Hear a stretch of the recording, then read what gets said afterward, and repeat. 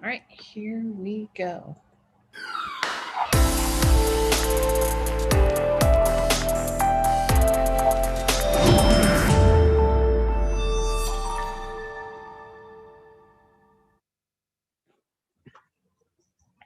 Hola, hola. Soy Liliana. Muy bien. Y ahora puedes decir live at 5. Live at 5. Hey everyone, it's Alejandro and Liliana, and welcome to Live at 5 with the PAC team.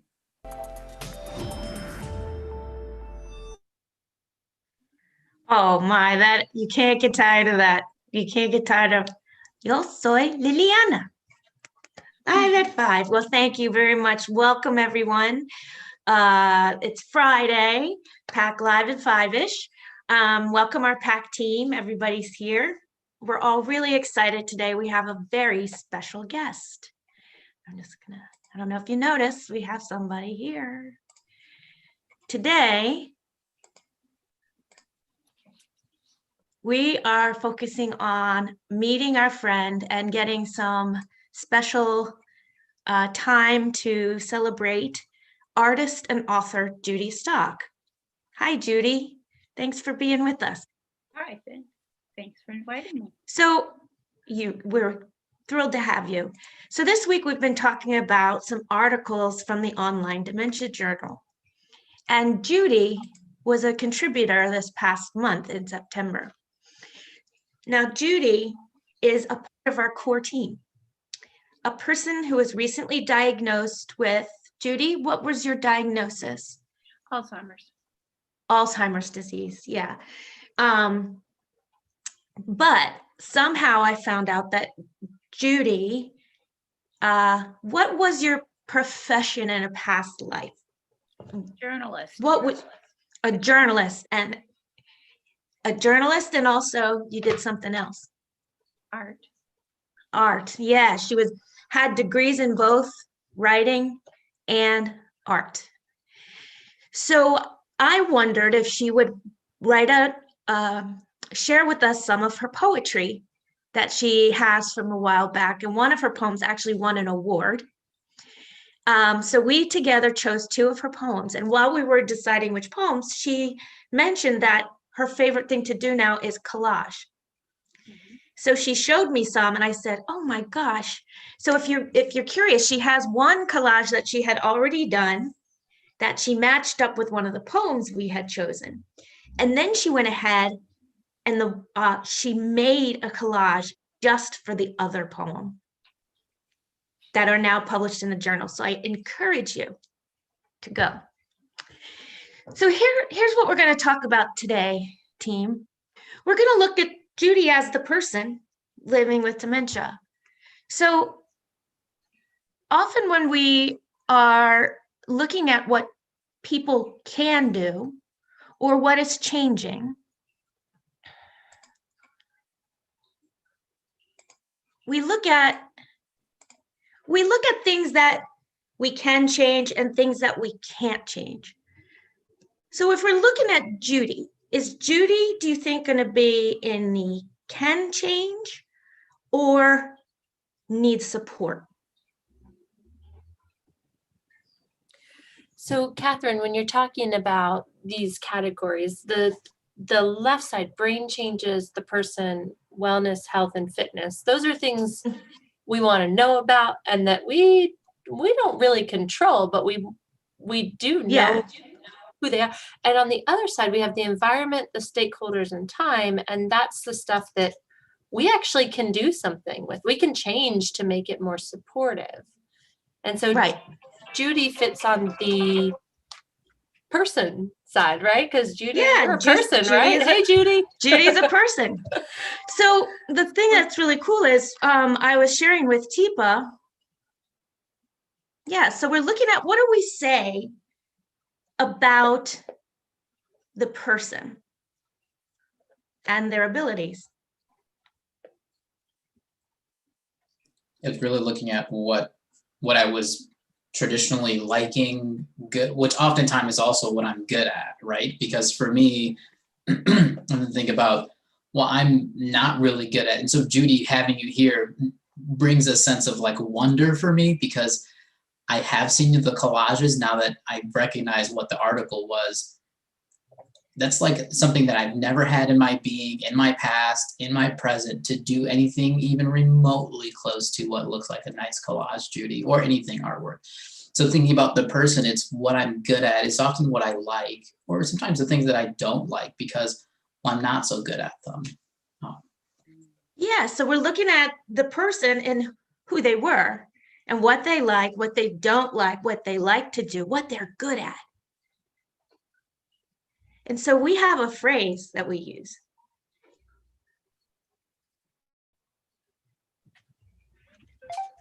Yeah, I am who I was, but I'm different.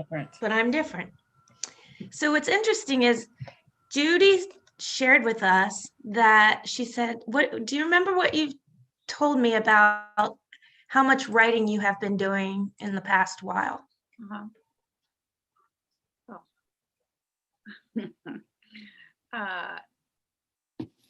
I've been writing things for the collage.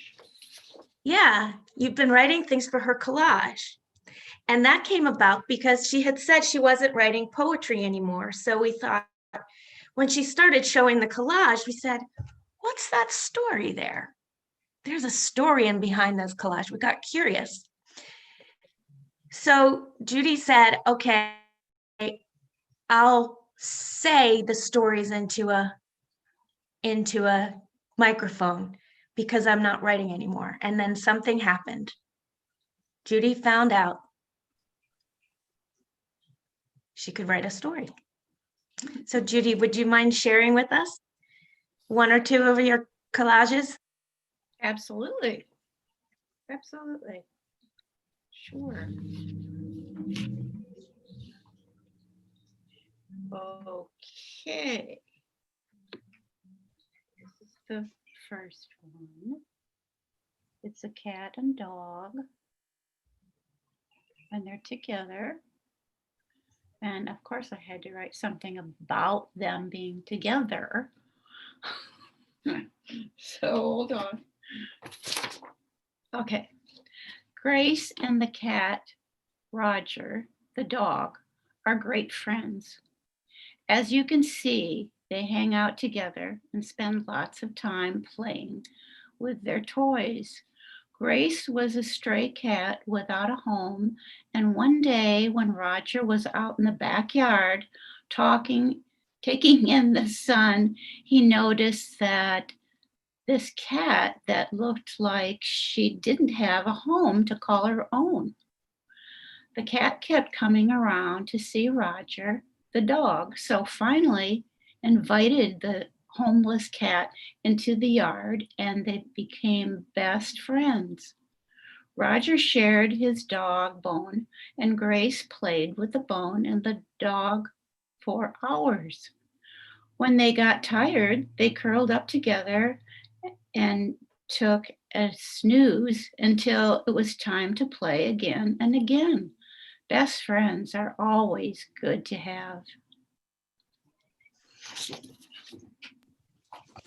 So what do you think, team? That is so cool, Judy. I'm really curious because I have a little bit of the collage side and the painting artistic side, and I've written in my past, not creative writing, but I'm a writer by necessity. Is this process that you're doing now anything like how poetry is created for you, or is this really different in the process? Oh, I was a poet also. Yeah. I've written a lot of poetry. Yes. Do you think in poetic sounds and movements in words in your images? That's a really good question. Oh. I don't have a creative really side of my writing brain, so I'm curious if the images are kind of the words in this new I representation. get the images first. Ah, okay. And then I write about it. Cool.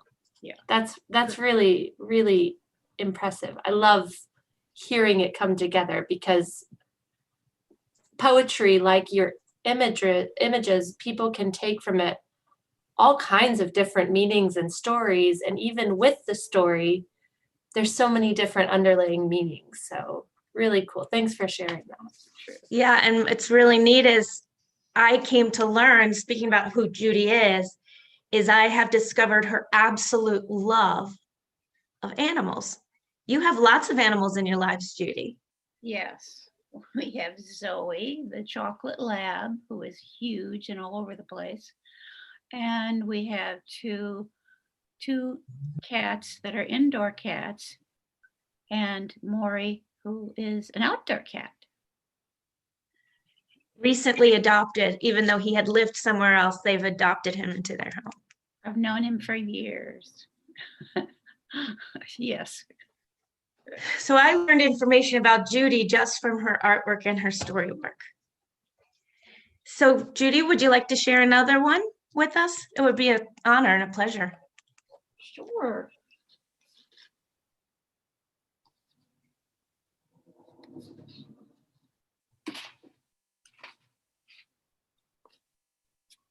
This is my favorite one.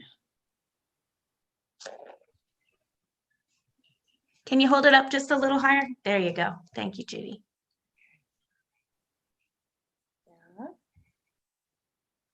Yeah. Okay.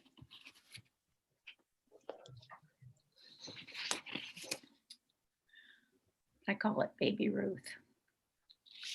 This little girl is Ruth, who is 4 years old and lives on the farm in the hills of England.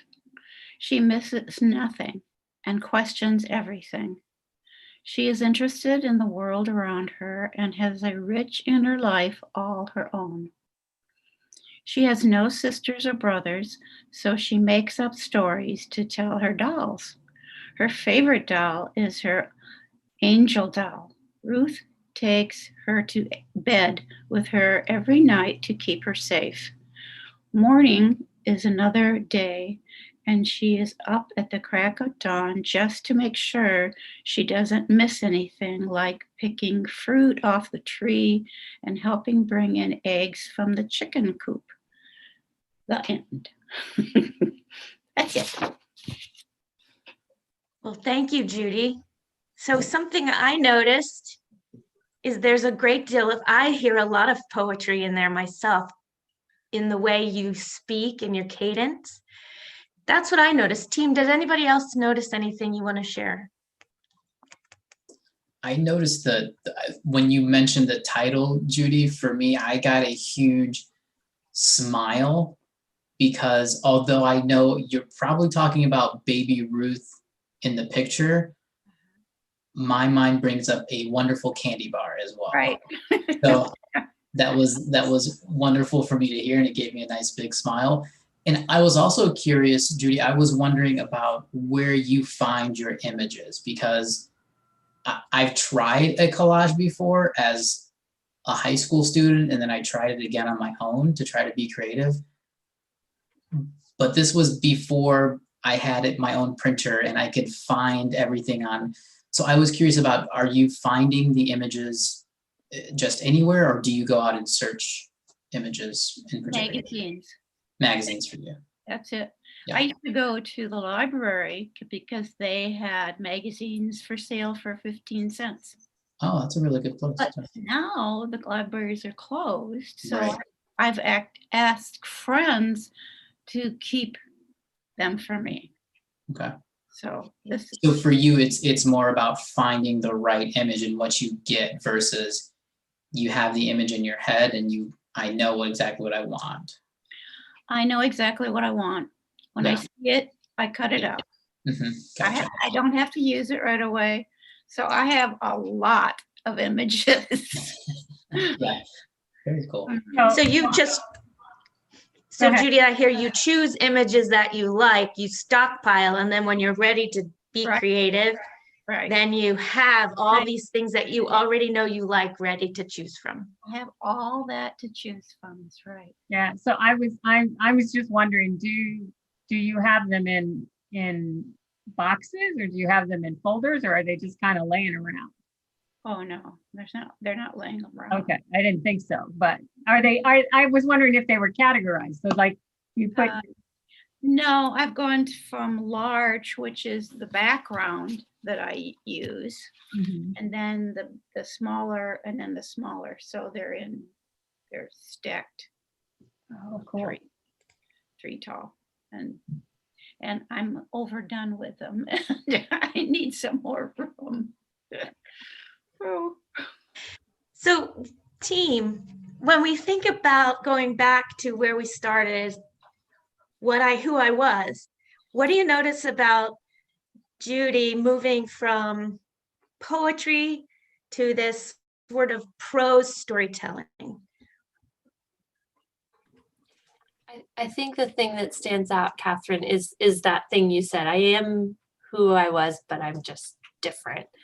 There's so much poetry in the stories that are told. I think you just, even the way, Judy, you read it, but also this discovery that it feels like you had with these images, putting words to an image that is this sort of swirling story in your head is how I imagine these great artists and poets who just, I don't know, drink wine all day and smoke cigarettes and sit around and think about stuff. It's how I envision that your brain just does this stuff that mine just can't. So it's really cool. Thanks for sharing that with us. Yeah. And my takeaway with you, Judy, is that I celebrate that you are still an artist and you are still a storyteller. And I feel very moved by what you share with me. And I can see my teammates are, all of us are just grinning and smiling and having some kind of pleasure from what you've created and shared with us. So I thank you. Well, I thank you. I hope I have a feeling, Judy, we'll have you back soon enough to share some more, because I know you're on a roll now. Yeah, I'm not stopping now. You're not stopping now. That's good to hear. So I want to thank everybody for joining us today. Thank you, team, for being part of this celebration. I like to think of it. But now we'll get to what's going on next week to keep learning, keep changing, keep growing. So next week, we've got PAC Champion 3, and I think Carrie's going to put a link. It's on Friday from 10 a.m. to 12 p.m. Eastern time. This is going to be about adapting PPA for different situations in GEMS. If you haven't joined us before, you're welcome to join us here and we can get you caught up to speed. Really exciting. This is highly anticipated on Wednesday, October 14th. Ask TIPA anything. We've already got tons and tons of questions coming in, so keep them coming. If we don't get to you on Ask TIPA anything, we save all the questions and we find another way to connect with you. And of course, there's our conference coming soon. So please consider joining us. Shelley, do you have anything to share about the conference, or Amanda? Just going to say that you can still buy tickets. We want you to buy tickets and come, but also that the next couple of weeks, we're going to be talking about and interviewing and talking to people who are going to be speakers or participating in the conference. So you'll learn some more about it in the next couple of weeks. Oh, and of course, share this video, tag it. Don't forget, TIPA's on every day of the week at 8 a.m. Hopefully live on Facebook. If that doesn't happen, she goes on YouTube, just like we had to today. We're thinking there's some fun stuff going on. So thank you everyone for joining us. Have a beautiful weekend, and I hope we see you again next week at Live at 5. Bye now. Thanks, team.